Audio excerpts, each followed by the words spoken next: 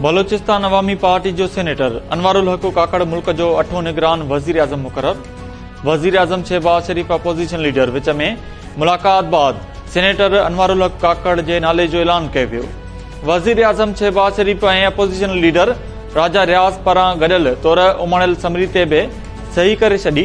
अनवारुल हक काकड़ 2018 में BAP जी ticket ते सेनेटर चूंडियो हो। अनवारुल हक काकड़ के निगरान वजीर आजम जो प्रोटोकॉल भी मिली वियो। ऐवान सदर में हलफ बरदारी जूं भी तैयारियूं। अनवारुल हक काकड़ पंहिंजी पहिरें बयान में चयो आहे त अल्लाह ताला जो थुराइतो आहे जंहिं निगरान वजीर आजम तौर ख़िदमत जो मौक़ो ॾिनो। इंशाअल्लाह अवाम ऐं मुल्क जे हक़ में फ़ैसिला कंदो।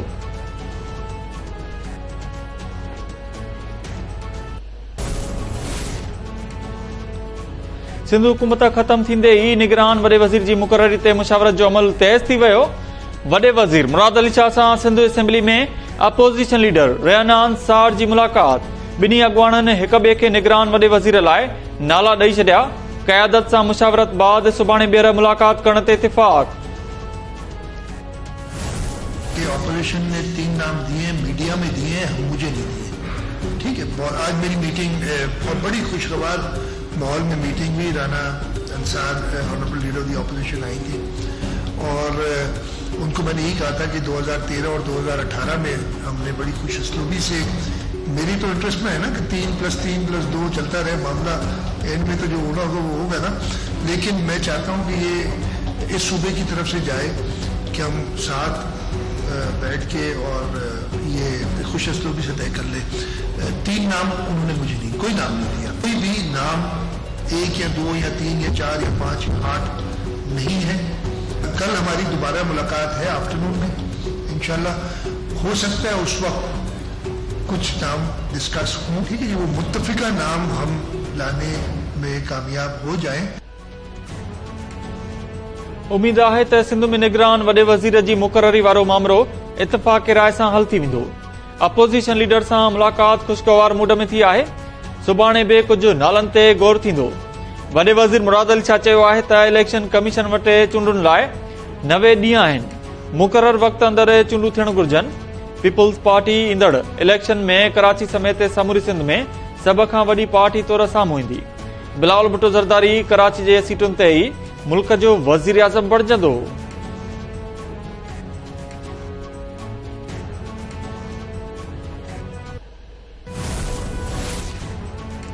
नवाज शरीफ जी नाअहली जा 5 साल पूरा थी विया आहिनि। सुप्रीम कोर्ट जो काल्ह वारो फ़ैसिलो नवाज शरीफ जे वतन वापसी खे रोके नथो सघे। वज़ीर आज़म शहबाज शरीफ चयो आहे त कॾहिं बि एस्टेब्लिशमेंट सां लाॻापन जी तरदीद नाहे कई।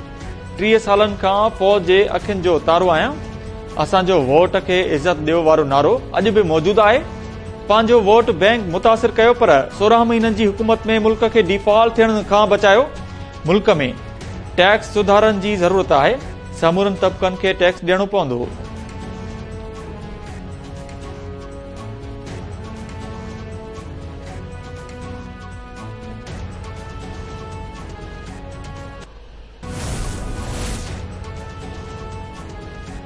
सिंध खां पोइ बलोचिस्तान असेंबली बि टुटी वई। वॾे वज़ीर अब्दुल क़दूस बज़नजो जी एडवाइस ते सूबाई असेंबली टोड़ण वारी समरी ते सही कई वई। असेंबली टुटण खां पोइ सुभाणे बलोचिस्तान जे वॾे वज़ीर ऐं अपोजिशन लीडर विच में मुलाक़ात जो इम्कान। निगरान वॾे वज़ीर जे नालनि ते मुशावरत कई वेंदी। MQM Sindh Public Service Commission ज़रिए भर्तियूं करण वारे मामले ते नैब खे ख़त लिखी छॾियो। जांच कराइण जो मुतालबो। मुस्तफ़ा कमाल चयो आहे त सिंध हुकूमत आख़िरी ॾींहं में हज़ारे नौकरियूं गैर क़ानूनी तरीक़े सां ॾियण जी कोशिश कई। फिरोग नसीम चयो त सिंध हाई कोर्ट सिंध हुकूमत खे भर्तियुनि खां रोके छॾियो आहे। सिंध पब्लिक सर्विस कमीशन ज़रिए भर्तियूं करण तो इन अदालत आहे। म्यूज़िक टीचर्स जी भर्ती वारे मामले ते बि चीफ सेक्रेटरी खे ख़त लिखियो आहे।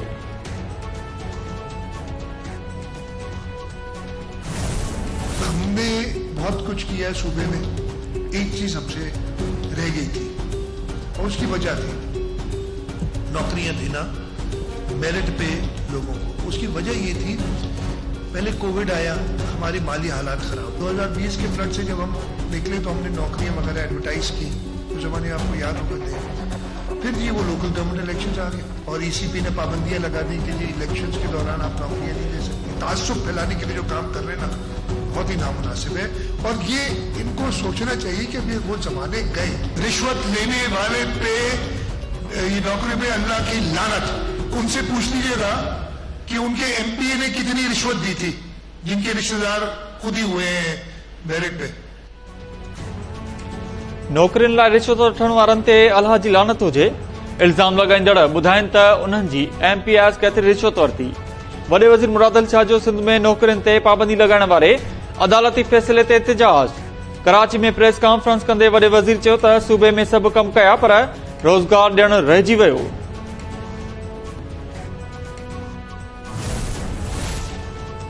Islamabad high court PTI chairman खे अटक जेल में मुलाक़ातूं कराइण ऐं तिबी सहूलियतूं ॾियण जो हुकुम ॾेई छॾियो। अदालत जेल अमलदारनि खां पीटीआई चेयरमैन खे अटक जेल में रखण जा सबब बि मालूम करे वरिता। पीटीआई चेयरमैन खे घर जो खाधो ॾियण या न ॾियण बाबति ईंदड़ ॿुधणी ते मुआवनत तलब।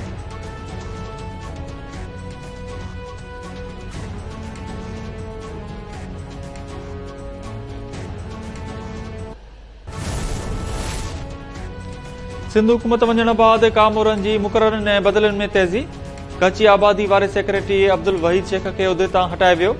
कची आबादी वारे डायरेक्टर जनरल मोहम्मद नदीम खे सेक्रेटरी जे उहिदे जी वाधू चार्ज ॾिनी वई। सिहत खाते जे सेक्रेटरी ज़ुल्फ़कार अली शाह खे बि उहिदे तां हटाए वियो। नोटिफिकेशन जारी। पोस्टिंग जे इंतज़ार में वेठल 20 ग्रेड जे ऑफिसर सोहेल कुरैशी खे नओं सेक्रेटरी मुक़रर कयो वियो। लोकल गवर्नमेंट बोर्ड जे सेक्रेटरी ज़मीर अब्बासी खे बि उहिदे तां हटाए वियो।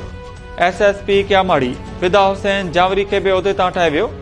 एसएसपी फैज़ान खे लॻाए वियो।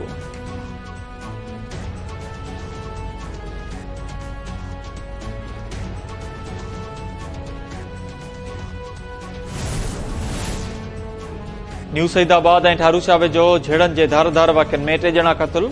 मदे जी भरिसां तकरार दौरान ज़ख़्मी थियल नौजवान बि फ़ौत थी वियो। न्यू सईदाबाद वेझो काका बिरादरी जी बिंदुरनि में पुराणी तकरार तां झेड़े में शौकत ऐं खैर मोहम्मद काका मारिजी विया। ठारूशा वेझो ॻोठ जमाल उजण में संगावती तकरार तां सालनि हथां भेणियो क़तल। मक़तूल उस्मान उजण जो मर्द अस्पताल मुंतकिल। मदे जी वेझो कलोड़ा जुनेजा धुरिन मां तकरार तां ज़ख़्मी थियल नौजवान गुलाम मोहम्मद फौत। मारिजी वियलनि जो गुनो थी वियो।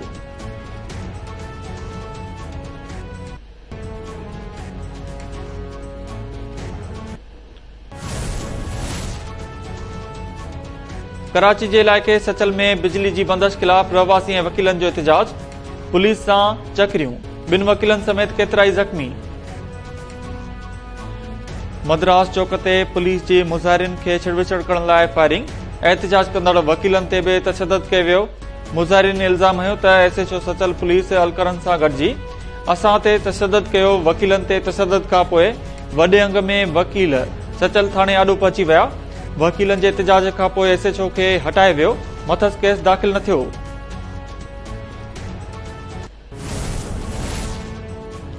कराची जी दहशतगर्दी टोड़ अदालत दहशतगर्दनि जे इलाज वारे केस में पीपी अॻवान अब्दुल कादिर पटेल ऐं एमक्यूएम अॻवाननि खे बरी करे छॾियो। अदालत वसीम अख्तर, रऊफ़ सिद्दीकी ऐं अनीस काइमखानी खे बि बरी करण जो हुकुम ॾिनो। जवाबदारनि ख़िलाफ़ नॉर्थ नाज़िमाबाद थाणे ते दहशतगर्दनि जे इलाज में सहूलियतकारी जो केस दाख़िल हो।